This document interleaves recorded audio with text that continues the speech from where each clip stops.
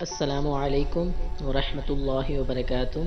شروع کرتا ہوں اللہ کے نام سے جو بڑا مہربان رحم والا ہے۔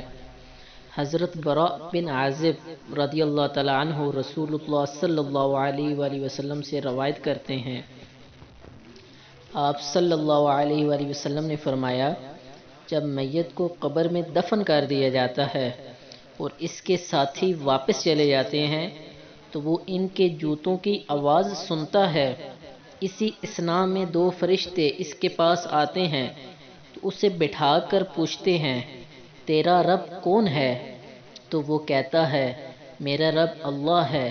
پھر وہ پوچھتے ہیں، تیرا دین کیا ہے؟ تو وہ کہتا ہے، میرا دین اسلام ہے۔ پھر وہ پوچھتے ہیں، یہ آدمی جو تم میں معبوس کیے گئے تھے وہ کون تھے؟ وہ جواب دے گا، وہ اللہ کے رسول ہیں۔ وہ دونوں فرشتے کہتے ہیں، تمہیں کس نے بتایا؟ وہ کہتا ہے، میں نے اللہ کی کتاب پڑھی تو میں اس پر ایمان لے آیا اور تصدیق کی۔ اس کا یہ جواب دینا اللہ تعالیٰ کے اس فرمان کے مطابق ہے۔ اللہ تعالیٰ ان لوگوں کو جو ایمان لاتے ہیں سچی بات پر ثابت قدم رکھتا ہے۔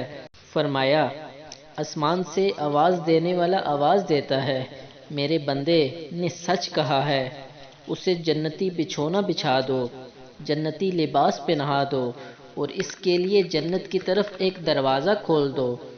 وہ کھول دیا جاتا ہے، وہاں سے معطر باد نصیب اس کے پاس آتی ہے اور اس کی حد نگاہ تک اس کی قبر کشادہ کر دی جاتی ہے۔ پھر آپ صلی اللہ علیہ وآلہ وسلم نے کافر کی موت کا ذکر کرتے ہوئے فرمایا، اس کی روح کو اس کے جسم میں لٹا دیا جاتا ہے، دو فرشتے اس کے پاس آتے ہیں تو وہ اسے بٹھا کر پوچھتے ہیں، تیرا رب کون ہے؟ وہ کہتا ہے، میں نہیں جانتا۔ پھر وہ پوچھتے ہیں، تیرا دین کیا ہے؟ وہ جواب دیتا ہے، میں نہیں جانتا۔ پھر وہ پوچھتے ہیں، وہ شخص جو تم میں معبوس کیے گئے تھے وہ کون تھے؟ پھر وہی جواب دیتا ہے، میں نہیں جانتا۔ آسمان سے آواز دینے والا آواز دیتا ہے، اس نے جھوٹ بولا، لہٰذا اسے جہنم سے بستر بچھا دو، جہنم سے لباس پہنا دو اور اس کے لیے جہنم کی طرف ایک دروازہ کھول دو۔ فرمایا، جہنم کی حرارت اور وہاں کی گرم لو اس تک پہنچے گی۔ فرمایا، اس کی قبر اس پر تنگ کر دی جاتی ہے حتیٰ کہ اس کی ادھر کی پسلیاں ادھر نکل جاتی ہیں۔